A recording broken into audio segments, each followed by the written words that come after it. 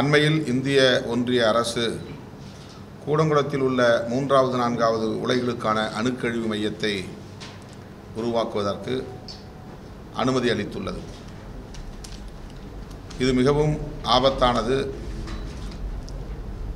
தமிழகத்திற்கு பெரும் தீங்கு விளைவிக்கக்கூடியது. இதனை கைவிட வேண்டும் என்று இந்திய ஒன்றிய அரசுக்கும் தமிழ்நாடு மாநில அரசுக்கும் வேண்டுகோள் விடுக்கிறோம்.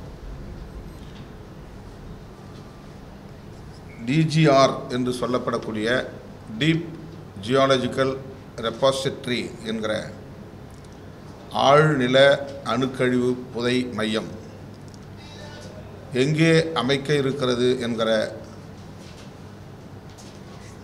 கேள்விக்கு விடையளிக்க வேண்டிய பொறுப்பு இந்திய ஒன்றிய அரசுக்கு உள்ளது.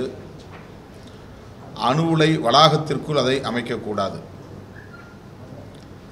அணு உலைக்கு அப்பால் பாதுகாப்பான இடத்தை தேர்வு செய்து பல ஆயிரம் ஆண்டுகள் பாதுகாக்கக்கூடிய வகையில் குறைந்தது 2 கிலோமீட்டர் ஆழத்தில் அணுக்கழிவை புதைக்க வேண்டும். அதற்கான டிஜிஆர் என்னும் அந்த ஆழ்நில புதை மையத்தை உருவாக்க வேண்டும். அதற்கான எந்த முனைப்பையும் இந்திய ஒன்றிய அரசு மேற்கொள்ளாமல் அணு உலை வளாகத்திற்குள்ளேயே அந்த அணுக்கழிவுகளை புதைத்து வைக்கிற முயற்சியில் ஈடுபடுவது மிகவும் ஆபத்தானது. ஏற்கனவே செர்னோபில் மற்றும் ஃபுகுஷிமா ஆகிய இடங்களில் நடந்த பெரும் விபத்துகளில் அணு உலை மற்றும் அணுக்கழிவு மையம் ஆகிய இரண்டையும் அருகருகே வைத்திருந்ததுதான் காரணம் என்பதை அறிவியல் வல்லுநர்கள் கண்டறிந்திருக்கிறார்கள். அந்த உண்மையை தெரிந்த பிறகும் இந்திய ஒன்றிய அரசு இத்தகைய ஆபத்தான விளையாட்டில் இறங்குவது அதிர்ச்சி அளிக்கிறது. ஆகவே 3வது 4வது அணு உலைகளை இயக்குவதையும் தற்போதைக்கு நிறுத்தி வைக்க வேண்டும். டிஜிஆர் என்பதை டீப் ஜியாலஜிக்கல் ரெபாசிட்டரி என்ற அந்த ஆழ்நில அணுக்கழிவு புதை மையத்திற்கான இடத்தை தேர்வு செய்த பின்னர் 3வது 4வது உலைகளை இயக்குவது தொடர்பாக அரசு முடிவெடுக்க வேண்டும். 1வது அணு உலை அண்மையிலே 2 முறை நிறுத்தப்பட்டிருக்கிறது. கடந்த ஜூன் மாதம் 22ஆம் தேதி பராமரிப்புக்காக நிறுத்தப்பட்ட 1வது உலை 70 நாட்கள் மூடப்பட்டிருந்தன. மீண்டும் திறக்கப்பட்டாலும் மறுபடியும் 35 நாட்கள் கழித்து அந்த அணு உலையை பழுதுபட்ட காரணத்தினால் நிறுத்தியிருக்கிறார்கள். ஆகவே 1வது அணு உலையும் 2வது அணு உலையும் பல முறை மூடக்கூடிய நிலை, இதுவரை 100 முறைக்கு மேல் அந்த 2 உலைகளும் பழுதடைந்து நிறுத்தப்படும் நிலை ஏற்பட்டிருக்கிறது. இந்த நிலையில் 5வது 6வது அணு உலைகளையும் இயக்குவதற்கான முயற்சியிலே விரிவாக்க பணிகளிலே இந்திய ஒன்றிய அரசு ஈடுபடுவது அதிர்ச்சி அளிக்கிறது. இந்தியாவில் இதுவரை நிறுவப்பட்டிருக்கிற அணு உலைகளில் கூடங்குளம் அணு உலைதான் ஒவ்வொன்றும் 1000 மெகாவாட் உற்பத்திக்கான திறன் கொண்ட அணு உலைகள். 1000 மெகாவாட் மின்சாரத்தை உற்பத்தி செய்கிற அணு உலையிலிருந்து ஒரு ஆண்டுக்கு 30 டன் அணு கழிவு வெளியாவதாக வல்லுநர்கள் கருத்து கூறுகின்றனர். ஒரு ஆண்டுக்கு 30 டன் 6 உலைகளிலும் என்றால் 6 உலைகளிலிருந்தும் 180 டன் ஒவ்வொரு ஆண்டும் அணுக்கழிவை அணு உலைகளுக்கு அருகிலேயே புதைக்க வேண்டிய நிலை. அப்படி என்றால் எத்தனை ஆண்டுகளுக்கு அணு உலைகள் இயங்குகின்றன என்பதை பொறுத்து அணுக்கழிவின் எடையும் அதிகரிக்கும். அதை பாதுகாப்பதற்குரிய பணி மிக பெரும் சவாலாக அமையும். ஆகவே இப்படிப்பட்ட இந்த பெருந்தீங்கிலிருந்து தமிழ்நாட்டையும் தமிழ்நாட்டு மக்களையும் எதிர்கால சந்ததிகளையும் பாதுகாக்க வேண்டுமானால் இந்திய ஒன்றிய அரசு 3வது 4வது அணு உலைகளை இயக்குவதை உடனே நிறுத்த வேண்டும். டிஜிஆர் என்னும் அந்த ஆழ்நில அணுக்கழிவு புதை மையத்திற்கான இடத்தை தேர்வு செய்ய வேண்டும்.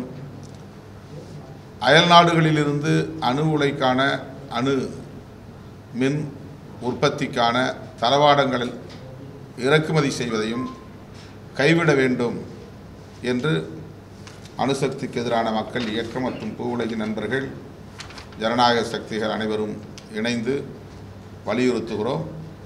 தமிழ்நாடு அரசு தற்போதைக்கு எடுத்திருக்கிற நிலைப்பாடு ஆறுதல் அளிக்கிறது. அதில் உறுதியாக இருக்க வேண்டும் என்றும் வலியுறுத்துகிறோம். அணு உலைகளுக்கு இறக்குமதி செய்யப்படுகிற தளவாடங்கள் செகண்ட் ஹேண்ட் என்று சொல்லப்படக்கூடிய பயன்படுத்தப்பட்ட பொருட்களாக இருப்பது தான் இவ்வாறு அடிக்கடி பழுதாவதற்கு காரணம் என்றும் சொல்லப்படுகிறது.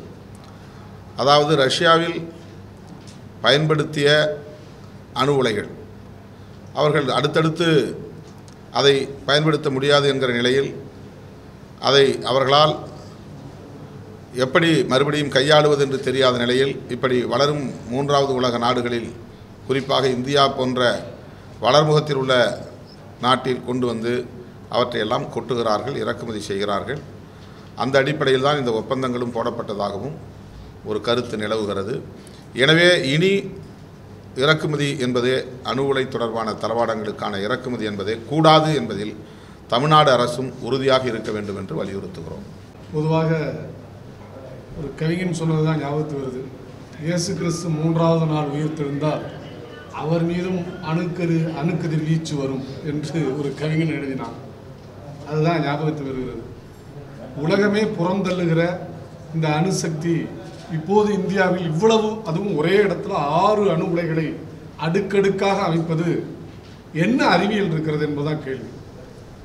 இன்னொன்று, மரியாதைக்குரிய நம்முடைய தொல் திருமாவர்களும் சொல்லியிருக்கிறாங்க, பேராசிரியரும் சொல்லியிருக்காங்க. இந்த அணு உலைகளில் உருவாகிற கழிவுகளை மீண்டும் எந்த நாடு நமக்கு சப்ளை பண்ணுதோ இந்த யுரேனியம் கேட்க அவங்களே எடுத்துக்கொள்வது என்பதுதான் ஒப்பந்தம். இந்த ஒப்பந்தம் ஏன் மீறப்படுகிறது? வேற ஒன்றும் இல்லை. இந்த 123 அக்ரிமெண்ட் சொல்கிறோம்ல, அந்த அமெரிக்க இந்திய அணு விசை உடன்பாடு, அதில் வர்ற ஷரத்தில் இது மாதிரியான விஷயங்கள். அதே போல் இன்னொன்று இருந்தது, இப்படி ஏதாவது விபத்து நடந்தால் அதற்கான இழப்பீட்டை அவர்கள் தான் கொடுக்கணும். எந்த நாடு நமக்கு அளிக்கிறதோ அந்த நாடு தான் அளிக்க வேண்டும். இவை இரண்டும் தூக்கி எறியப்பட்டு அமெரிக்காவுக்கு அனுசரணையாக இன்றைக்கு இந்திய அரசு, ஒன்றிய அரசு செயல்படுகிறது. ஆனால் அதனால் வருகிற பெரிய பாதிப்பு தமிழ்நாட்டில், அது தென்புலத்தில் வருகிறது. நீ ஜியாலஜிக்கலாக பார்த்தீங்கன்னா பூகம்பம் பாதிக்கிற பகுதிகளில் தான் இது வருது. தமிழ்நாட்டினுடைய எல்லா பகுதிகளுமே அதில் தான் வருது. அங்கு கொண்டு வைப்பது அதை விட மடத்தனமானது. இப்போ அது மட்டுமல்ல, அண்டையில் இருக்கிற இலங்கை அதை எதிர்க்கிறது. பக்கத்து மாநிலமாக இருக்கிற கேரளாவில் அந்த பிரச்சனையை பற்றி பேசுகிறார்கள்.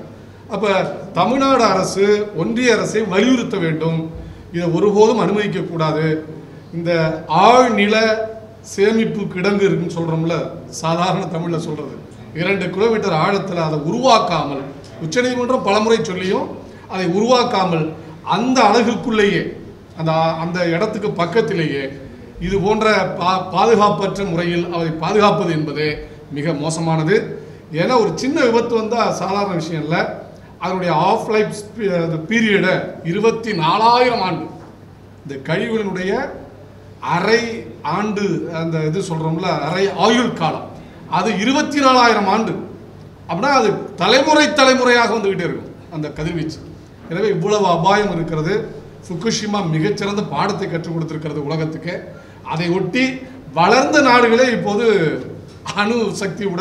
அணுசக்தி மின் கட்டமைப்பிலிருந்து வெளில வந்து விட்டார்கள். எனவே இவ்வளவு அவசரம் காட்டி அதே இடத்திலே மீண்டும் மீண்டும் கொண்டு போவது, அது இத்தனை முறை விபத்து நடந்திருக்குங்கிற விவரங்கள்லாம் வந்தபோது அதை சொல்வது என்பதும் செய்வது என்பதும் நிச்சயமாக அறிவியல் பூர்வமற்றது. இன்னும் சொல்ல போனால் தமிழ்நாட்டை பாலைவனமாக்குகிற ஒரு கொடும் செயலும் அதில் ஒளிந்திருக்கிறது. இதை உணர்ந்து இதை எதிர்ப்பதற்கு நாம் தலைப்பட வேண்டும். இந்திய கம்யூனிஸ்ட் கட்சி, இடதுசாரிகள், இங்கே இருக்கிற ஜனநாயக மதச்சார்பற்ற சக்திகள் இதற்காக தொடர்ந்து குரல் கொடுப்போம். இது தொடர்பாக நாங்கள் இந்த அணுசக்திக்கு எதிரான மக்கள் இயக்கம் மற்றும் பூவுலகி நண்பர்கள் அமைப்பு இதர ஜனநாயக சக்திகள் ஒருங்கிணைந்து மாண்புமிகு முதல்வர் அவர்களை விரைவில் சந்தித்து இந்த கோரிக்கையை நேரில் வலியுறுத்துவோம். நண்பர் சொன்ன மாதிரி குஜராத், மகாராஷ்டிரா உள்ளிட்ட நிறைய ஸ்டேட்ஸ் வந்து கடுமையாக வந்து எதிர்ப்பு தெரிவிச்சு அவ்வளோ பண்ணலை. பட் தொடர்ந்து அவங்க தமிழ்நாட்டையே சூஸ் பண்ணுறதுக்கான அது எதனால் அப்படி பண்ணுறாங்கன்னு நினைக்கிறேன். இல்லை, ஏற்கனவே கேரளாவுக்கு இது போனது, அங்கே கடுமையான எதிர்ப்பு.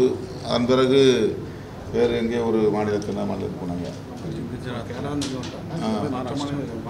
மகாராஷ்டிராவில் போனாங்க. அங்கெல்லாம் கடுமையான எதிர்ப்பு வந்தது. அதன் பிறகு தான் அங்கே தமிழ்நாட்டில் அமைக்கப்பட்டது. தமிழ்நாட்டில் அமைக்கப்பட்டதுனால அமைக்கப்பட்ட இடத்துலையே மறுபடியும் அவங்க வந்து அந்த முயற்சி எடுக்கிறாங்க. 1-2 அணு உலைகளோடு நிறுத்திடுறது நல்லது. அதனால் தமிழக முதல்வரை சந்திச்சுனாங்க. 3வது 4வது உலையையும் உடனே நிறுத்தணும், 5வது 6வதுக்கு விரிவாக்க பணிக்கு அனுமதிக்கக்கூடாது அப்படிங்கிற கோரிக்கையை நாங்கள் வலுவாக முன்வைக்கலான்னு இருக்கோம். நிச்சயமாக வந்து இப்போ தமிழ்நாட்டில் திராவிட முன்னேற்ற கழக அரசு உருவாகிய பிறகு சுற்றுச்சூழலை பாதுகாப்பதற்காக பல நடவடிக்கைகளை எடுத்திருக்காங்க.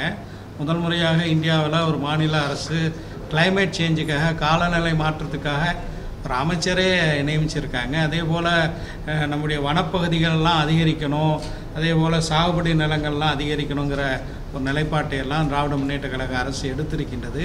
அதே போல் நாங்கள் முதலமைச்சரை சந்திக்கும் போது nuclear atomic energy free Tamil Nadu, அதாவது தமிழ்நாட்டில் அணு உலைகளே இல்லாத தமிழ்நாடு உருவாக்கணும் அப்படிங்கிற அந்த திசையை நோக்கி தமிழக அரசு முன்னெடுத்து செல்ல வேண்டுங்கிற ஒரு கோரிக்கையை நிச்சயமாக வலியுறுத்தும்.